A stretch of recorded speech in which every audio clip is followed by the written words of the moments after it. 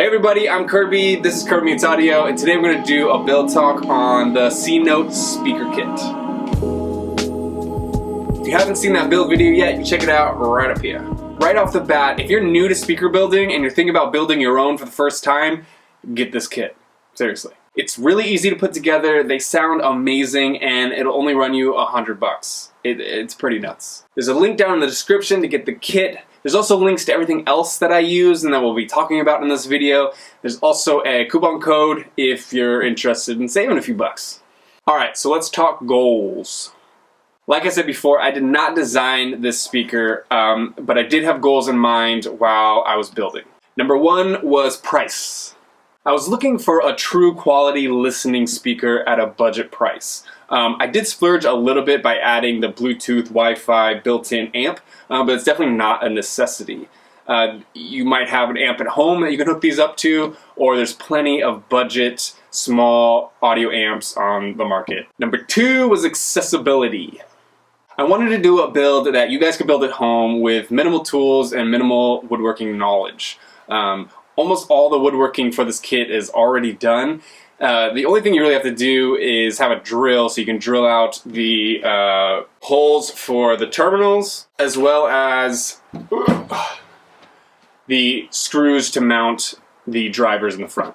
But everything else is pretty much, you know, done for you. I also chose to do a vinyl speaker wrap for the finishing instead of like paint or anything like that. One, because it's easy, and two, because it's cheap. We'll talk about more of that later. And number three is great sound. Just because these guys are inexpensive doesn't mean they sound cheap. They really do sound good. And the low end that you get with these guys is killer. Alright, let's talk design. So this is a relatively simple design. It's a two-way vented enclosure. So the two-way means that there's a tweeter and a woofer. The frequency range is split two ways between the tweeter and the woofer, and then the vented is just, there's a port in the back. Vented enclosure. Pretty simple. Materials. So these enclosures are made from 1/2" MDF.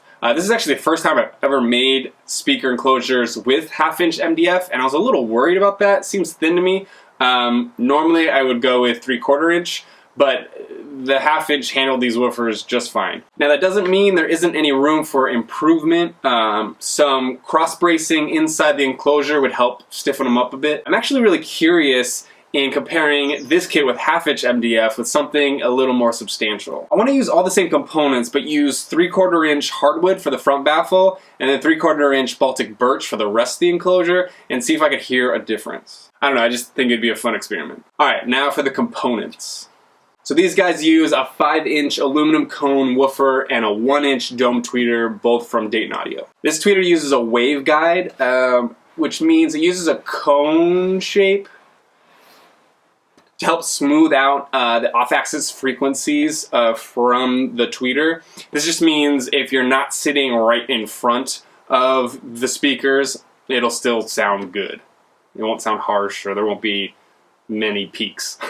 This also allows the tweeter to sit back in the enclosure, which makes for great time alignment with the woofer. This really just means the action part of each driver is a similar distance from the listener. So those two frequency ranges coming from these drivers will meet your dome at a similar time. So these drivers utilize an aluminum cone, and I've really gone kind of back and forth over aluminum cones over the years, but I'm really starting to appreciate their design. Most aluminum cone woofers tend to have some breakup around the top end of their frequency range, but the crossover in these guys does a really good job at controlling that, and the bass that you get from these drivers is totally worth it. So I also added a built-in Wi-Fi amp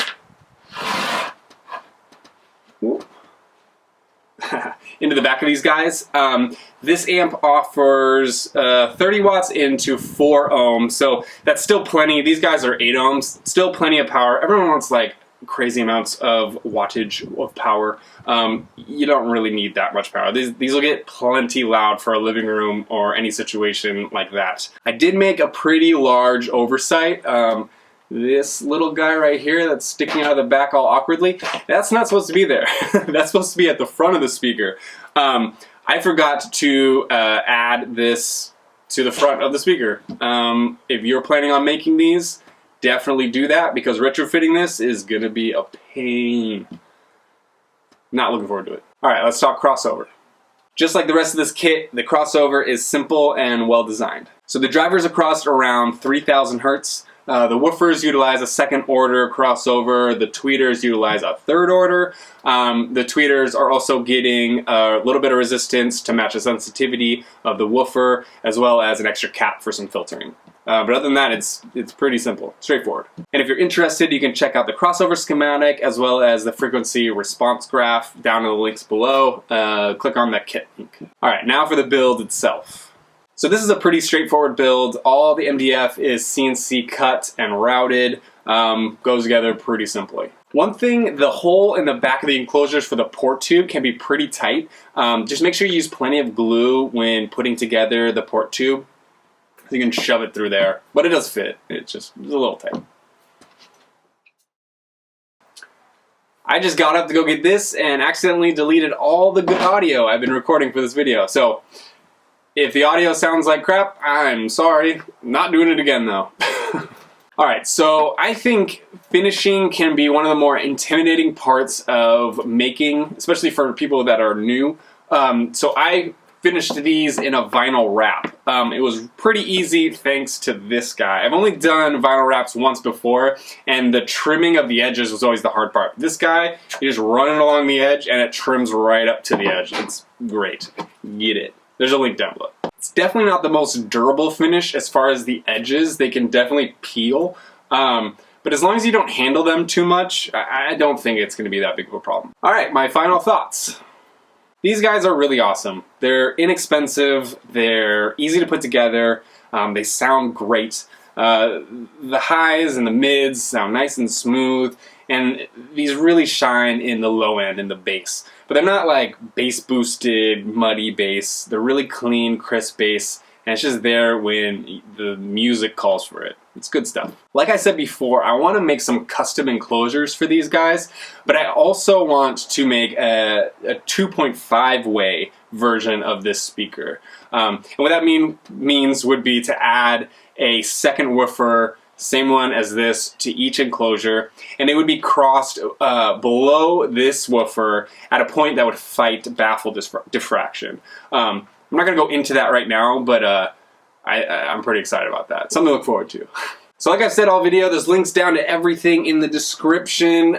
There's also a coupon code if you're so inclined to save some bills. Also, if you don't know, I am on Patreon, and to be honest, I'm not the best at Patreon, but I am trying to be better for you patrons. We just hit our goal of 100 patrons, which means I'm gonna do a live stream on Twitch.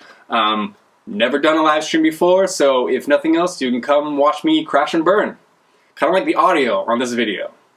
I was thinking of maybe getting another kit and building it on the stream, and then maybe you guys can get the same kit and we can all build it together. Or maybe I can start designing the 2.5 way version of these guys.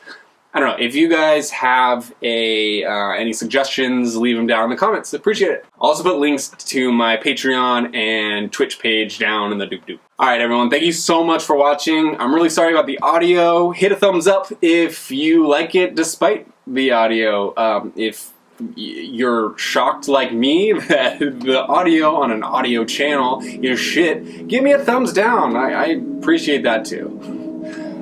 What a day. I screamed into a pillow so loud.